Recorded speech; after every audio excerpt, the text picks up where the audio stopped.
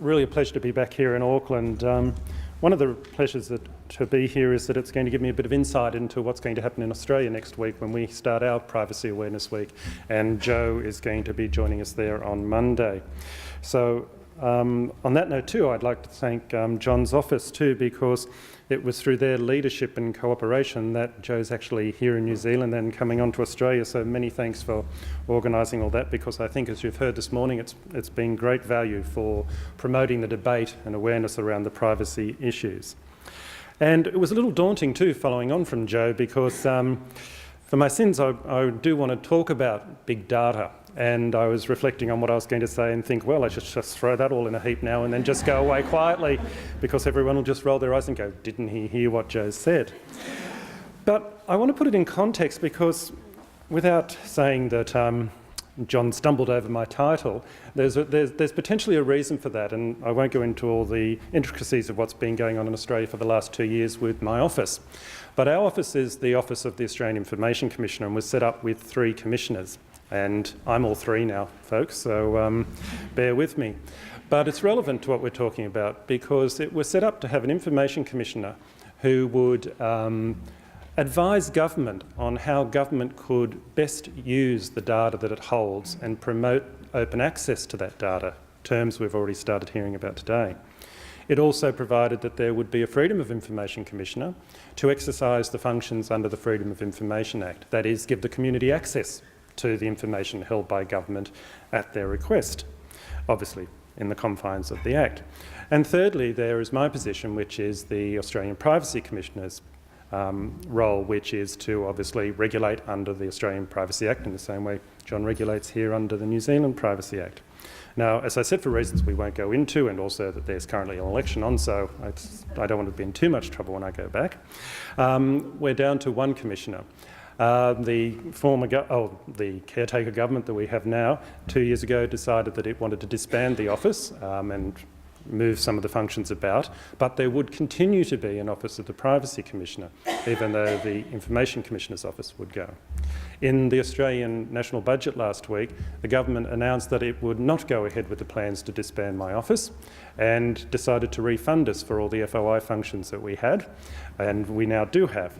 So that's a long and involved story, so if that hasn't put you to sleep yet, the rest of my speech might. But the reason I mention that is because it's bringing together 3 important concepts. It's bringing together the role of oversighting government information, which, at the end of the day, does provide a use to the community. It is useful for research, it's useful for policy development. It provides, as I said, for access to that information through the Freedom of Information Act, where it's not voluntarily provided. But it also has the important role of saying within that data held by government, there is a huge amount of the community's personal information, and that needs to be dealt with sensitively.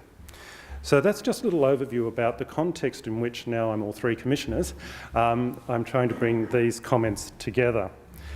And it is particularly around the issues of the connections, particularly the privacy connections between big data and personal information, and de-identification and data breach notification that I want to touch on particularly, because they form sort of a triptych of current day-to-day information gathering processes and relate to how we, those of us on a day-to-day basis in organisations and agencies, handle information and what we need to take into account as we do that. Now, each of our organisations have all moved to technology solutions for our business needs, and data has become central to pretty much everything that we do on a day-to-day basis, as it does within our communities and our economy. We all generate it in our businesses and organisations, we use it, and it accumulates. And as it accumulates, our needs for what we need to do with that information changes, and onward from that, so does the processes that we use to collect that information. Now, the Australian Productivity Commission has recently released an issues paper showing that in 2002, the amount of data generated worldwide in a year was 5 billion gigabytes. Now, in 2016, that amount of data is generated every 2 days.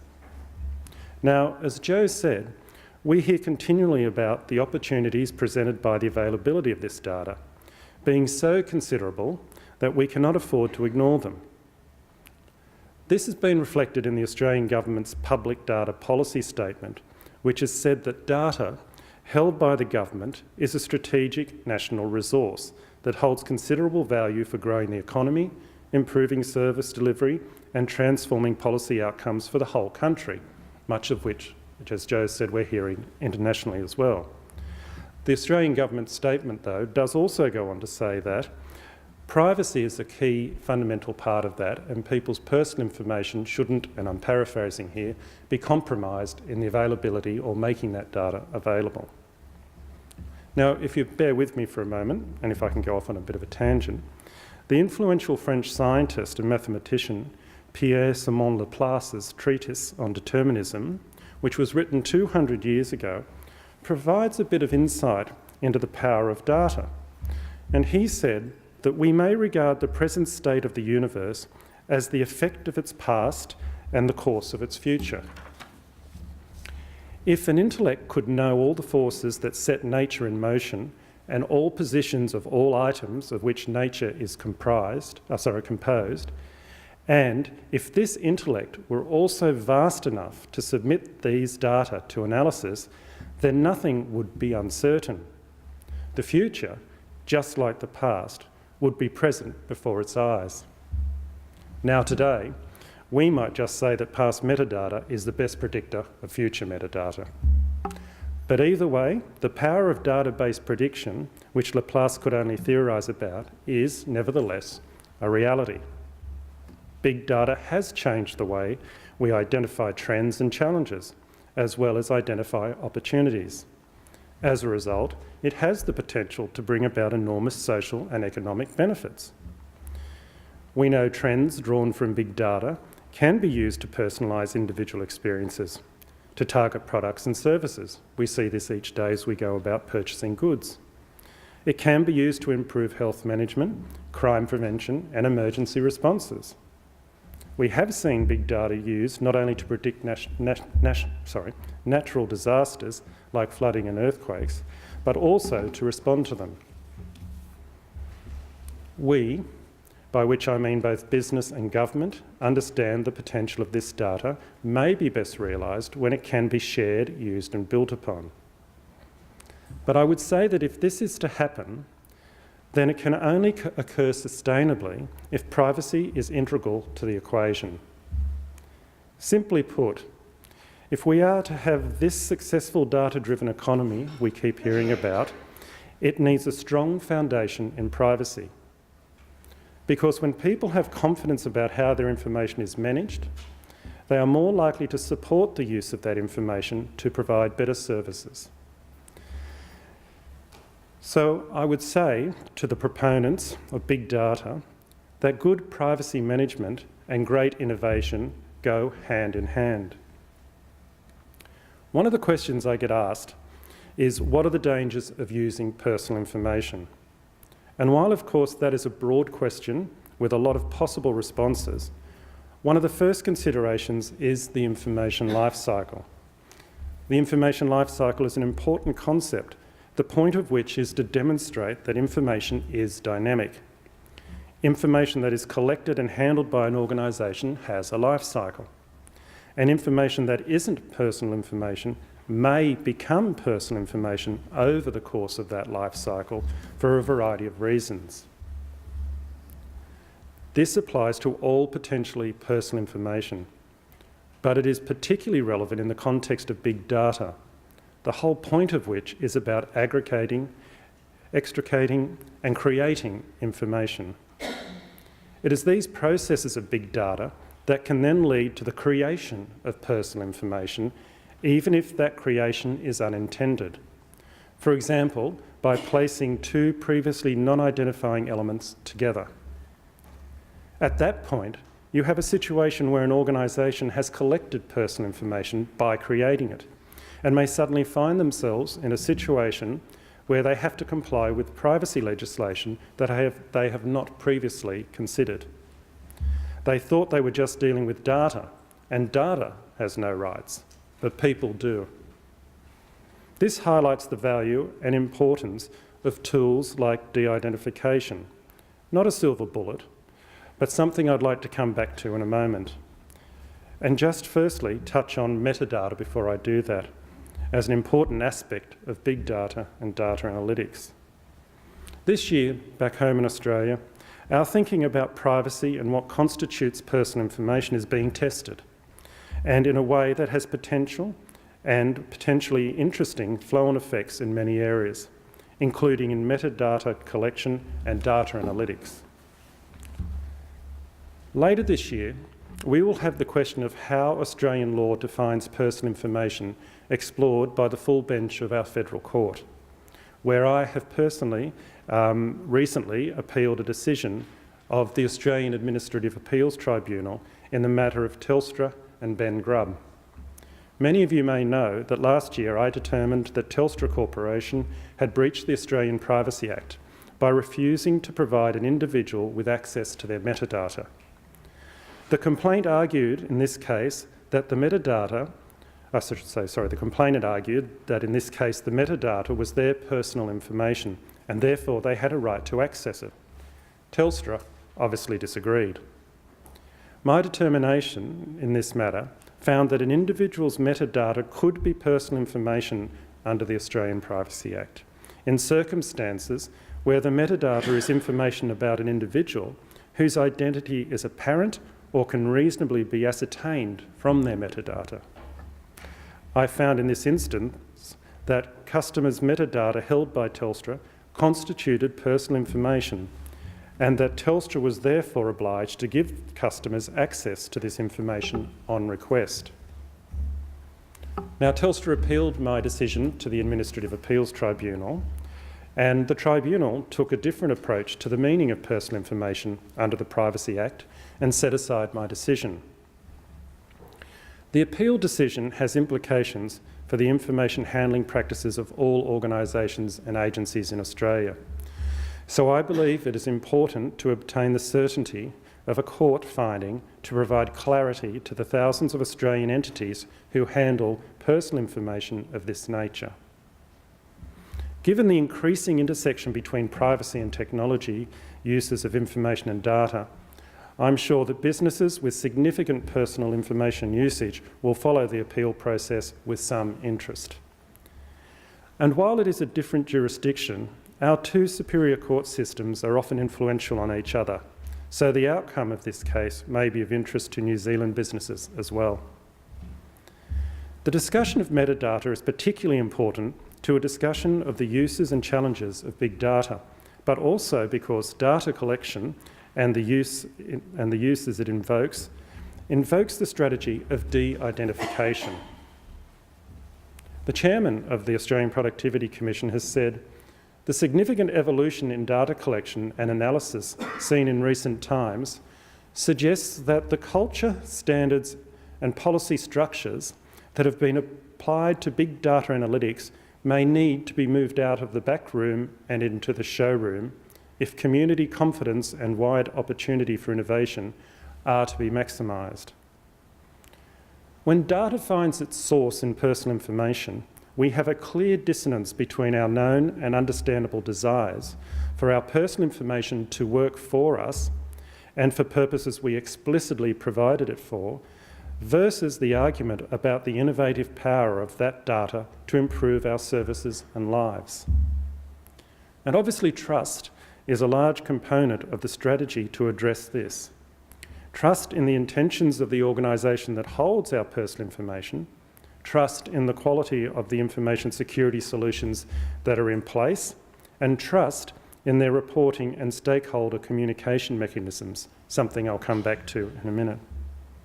De-identification is an important component of both the trust and the information security factors, and it is an issue that is really coming to the fore when it comes to the privacy conversation. As I said, while not the silver bullet, de-identification is potentially one response to privacy challenges of big data, using the same technology that allows data analytics to strip data sets of their personal identification potential while retaining the research utility of the data. Successful de-identification allows an organisation to maximise the value and utility of the information that they hold, while simultaneously safeguarding privacy. And my office is in favour of de-identification being used as a tool to protect both their customers and also the business's own reputation. For clarity, de-identification has a specific meaning in the context of privacy regulation. De-identified can mean that on its face, or through any reasonably foreseeable use, extension or manipulation of the data, an individual is not reasonably identifiable. And that is a common test in many pieces of privacy legislation. But it's a far more stringent test. It describes a technical, expert process which uses statistical and scientific principles to render information not reasonably identifiable.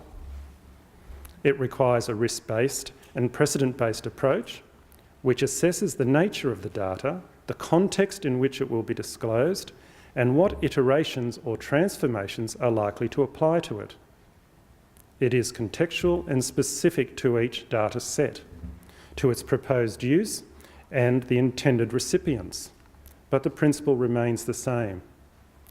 That principle is ensuring that the data, either on its own or in conjunction with other information, cannot reasonably identify an individual. It does not mean that re-identification is never possible. It does mean that the risk of re-identification should be very low.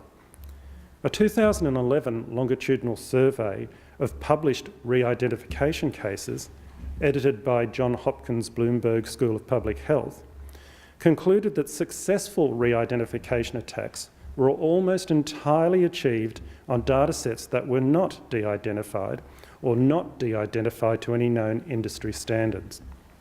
It also concluded that where existing standards were used, the re-identification rate was extremely low. For example, just one of the attacks reviewed was on health data which had been de-identified to industry standards. And even then, the percentage of records successfully re-identified was 0.013% of the dataset. In other words, even with determined and skillful efforts to hack the data, they struggled to re-identify a sufficiently usable volume of the data. Of course, de-identification, again, as I said, while not the silver bullet, is one particular privacy management strategy, but it won't always be appropriate or feasible. Which brings me again back to one of the other issues I wanted to talk of, and that is in terms of reporting and communications. Now, I, along with many of my colleagues in the privacy field, have long advocated that mandatory data breach notification is an important step to protecting personal information, and one that I feel that it can be achieved without unnecessary burden on business. While Australia does not currently have a universal mandatory reporting scheme, a draft bill was released for consultation earlier this year, and the intention was to introduce an amended bill in the winter parliamentary session. We'll now have to wait for the outcome of the current election to see what the intentions of a future government may be in this area. I believe that there are significant benefits of having a mandatory data breach notification scheme, and I have argued that in the case of such serious data breaches, or ones which include the possibility of serious harm to individuals, proactive notification can be an important tool for organisations. Notifying the privacy regulator of a data breach can provide significant benefits in terms of how you respond to the actual breach, as they will be able to provide you with assistance and advice. I also believe that although notification does not give organisations a free pass, the action of voluntary notification will be taken into account when assessing an organisation's response to a breach and their potential liability. Voluntary notification can also help you manage your stakeholder relationships, and it is in this that I think organisations would find mandatory data breach particularly valuable. Our research has shown that upwards of 95% of Australians want to know how their personal information is handled, and 96% expect to be notified in the event of a breach. Whether we're talking about Australia or New Zealand, a mandatory data breach notification scheme would give customers an element of that trust I was talking about earlier. The confidence that, if something does go wrong, they will be given the facts and the chance to deal with it. Mandatory data breach notification also provides a transparent accountability. Stakeholders know that organisations are not just answerable to the regulator, but are required to notify that same regulator of issues that might affect them. And that can provide that level of confidence that people need when thinking about potentially overwhelming ideas like big data analytics and aggregation. When we are talking about the new world of data, I feel that mandatory data breach notification is absolutely essential to ensure that all organisations are held and hold themselves to the necessary information standards, but also to give people the faith that they need to allow their information to move into the future of data usage. I look forward to the introduction of such a scheme in Australia, something which appears to have bipartisan support in our Parliament, at least in principle, as it is a matter of history that both major parties have developed draft legislation in this area while in government. Well, that's just the three issues I wanted to touch on that are occupying our minds in Australia in terms of privacy regulation at this point in time. Much of it, of course, is going to be familiar to you here in the New Zealand context, and this highlights the importance of the rule of law jurisdictions cooperating through bodies such as the ones I mentioned earlier, as the Global Privacy Enforcement Network, the Asia Pacific Privacy Authorities, and occasionally, in terms of New Zealand and us, just popping over to chat with the neighbours every now and again. Given that Australia is now in the grip of a long federal election campaign, it would be very tempting for me to stay here. But unfortunately, Privacy Awareness Week starts in Australia on Monday, and so I need to get back for what I think will be a very exciting week for us, as I'm sure it has been for you here, and having heard Joe talk, I can understand why it's been exciting, and perhaps, it's a bit of an in-joke with John, I may not have the same level of excitement, I hope, in an election period. But I want to wish you all the best for the rest of the week. I know that the office here has done some remarkable work in the privacy area and is one of the most respected of the privacy regulators in the international community. So all the best for you for the rest of the week, John, and thank you for the opportunity.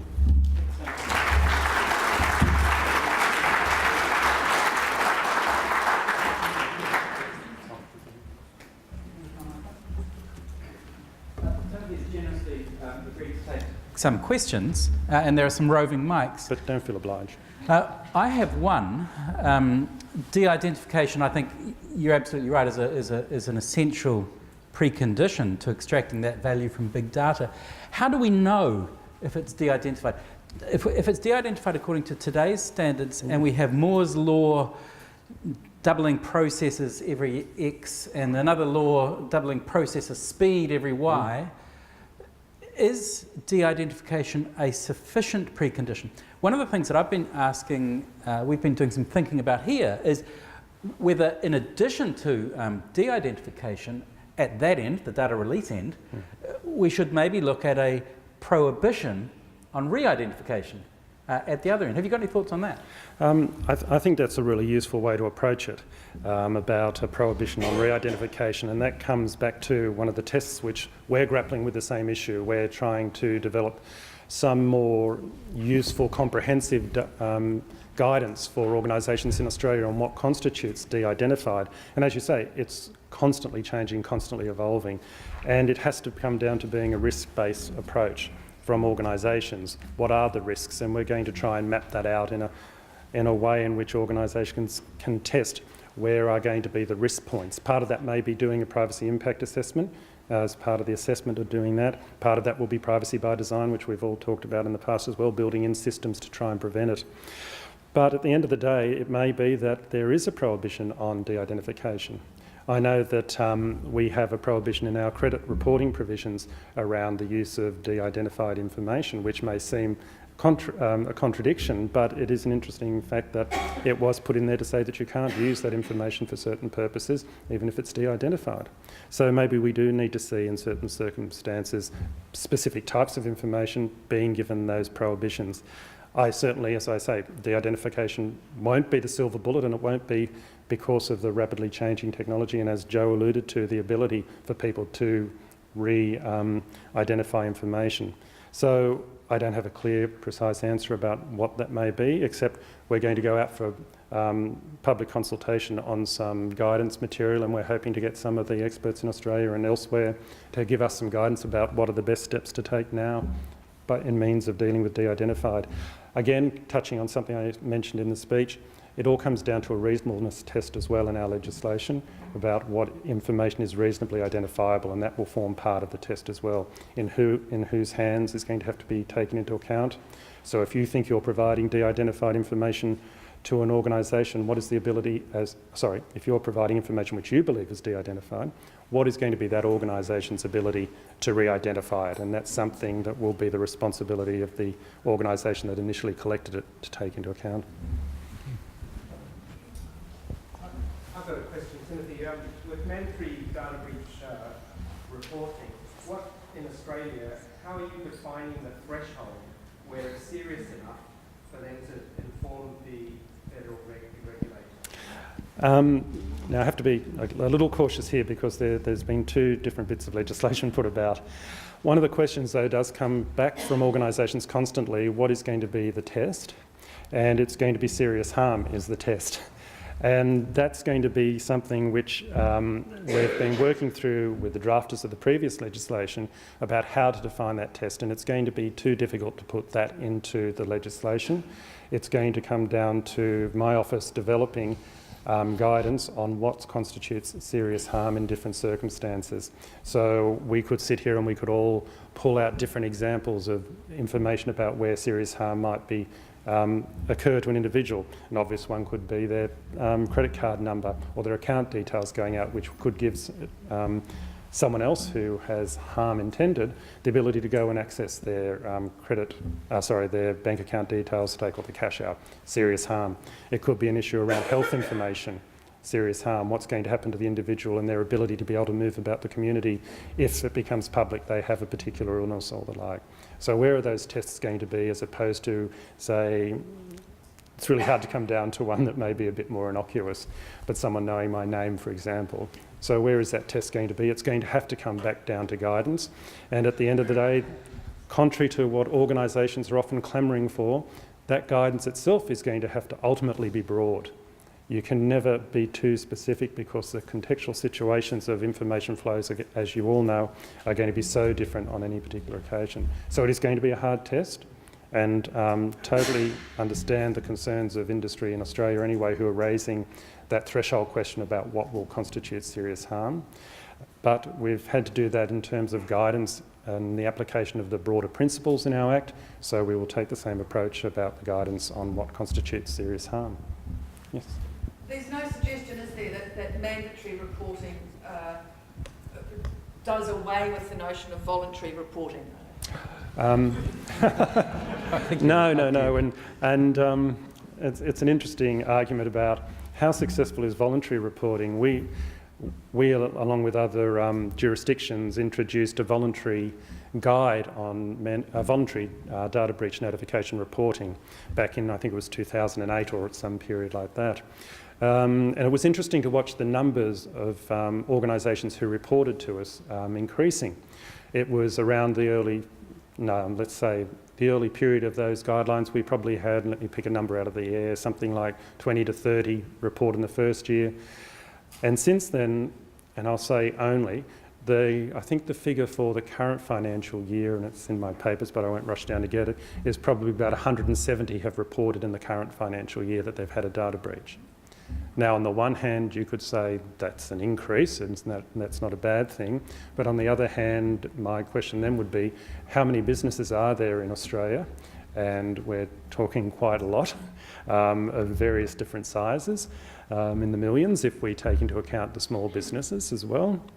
So there's also been a number of reports in Australia from security firms who have said that it's just the tip of the iceberg of what we're seeing in terms of data breach. Now again, going back to my comment that I can be slightly Pollyanna-ish, I think that any improvement in reporting is good.